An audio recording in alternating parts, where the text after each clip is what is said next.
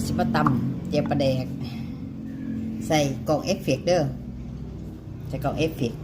คนบ่งามดอกอันสากับโคกเนาะพอกันสิมาตำเจียวปลาแดกกินมะม่วงกับน้ำตาลก่อน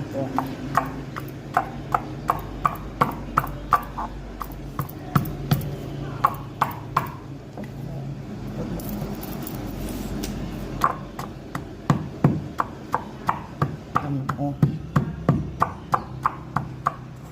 ใส่พริกผง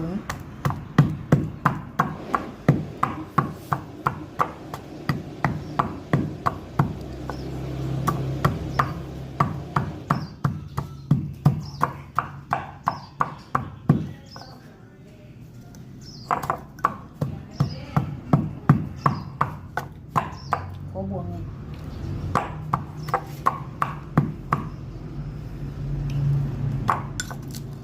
อัดคลิปก่อนเนาะจังไรเนาะคิดว่า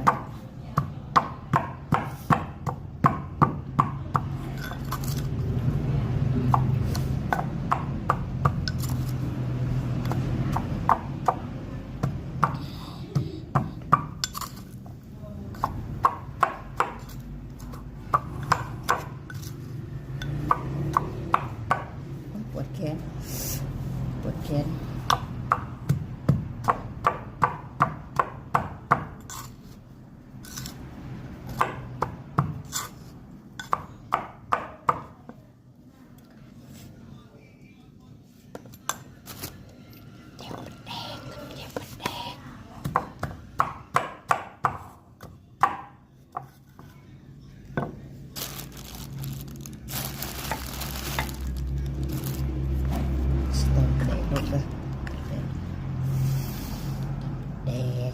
แดกเสียบนัวหาละเล่าต้มเจ็บประเดก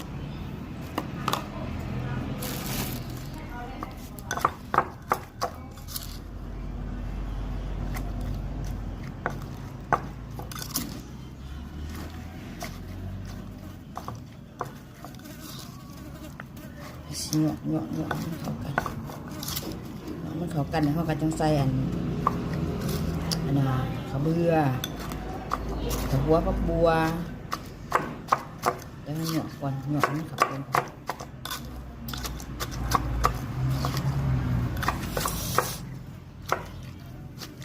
ได้เฮียถ้ากินได้เฮียก่อน